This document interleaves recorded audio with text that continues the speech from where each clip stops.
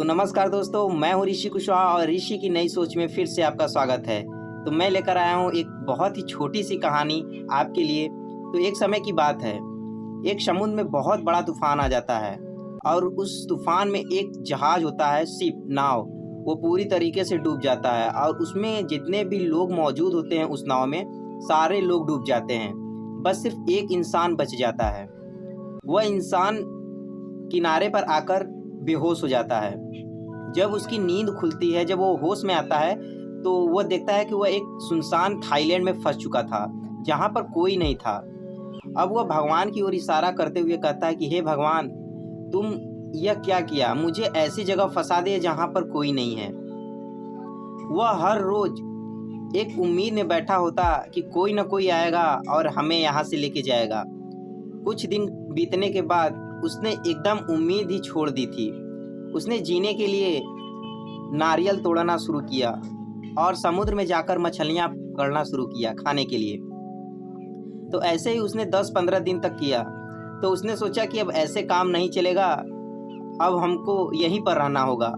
उसने फिर ऊपर वाले को इशारा किया कि हे प्रभु, फिर कोई न कोई किसी को भेज दे, मैं यहाँ पर रहना नहीं चाहता। लेकिन फिर भी वह हार नहीं मानता है और जंगल में जाता है। नारियल के पेड़ को काटकर सुंदर सा एक झोपड़ी घर बनाता है। जब वह घर बनाकर उसमें रहने लगता है, फिर उसके बाद अगली सुबह वह जाता है फिर से मछलियां पकड़ने के लिए, अपने खाने के लिए। जब वह वापस आता है तो देखता है उसका घर एकदम जल चुका था, आग लग चुकी थी उसमें। वह एकदम उदास हो चुका था कि फिर से वह प्रभु परमात्मा से कहने लगा कि हे भगवान, तूने तो मेरी कोई मदद नहीं की। मैंने जब थोड़ा सा उम्मीद यहाँ पर रहने की, अपने जीने की थोड़ा सा आस लगाया, उसमें भी तूने पानी फेर दिया। फिर तूने मेरी मेहनत को बेकार कर दिया, मेरे घर में आग लगाकर। फिर उसके बाद वह एकदम उदास मन होकर बैठ चुका था और वहीं पर सो गया। और जब उसकी सुबह नींद खुली तो वह देखा समुद्र किनारे बहुत बड़ा जहाज वहाँ पर रुका हुआ था और वहाँ के जो कैप्टन थे उसको लेने के लिए आए।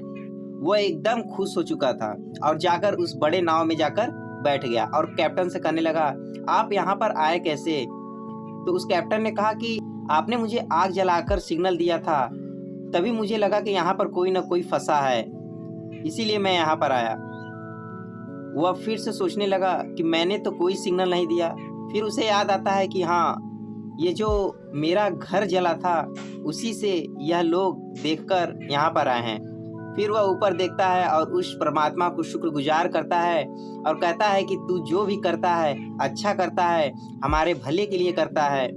तो इस कहानी का सार सिर्फ यही है कि हम जो अपने प्लान के मुताबिक करते हैं, अगर वह अच्छा नहीं होता है तो हम इस परमात्मा को, इस भगवान को हम लोग कोसने लगते हैं, जबकि वह हमारे लिए हर एक चीज़ अच्छा है खराब है वह हमेशा सोचता रहता है।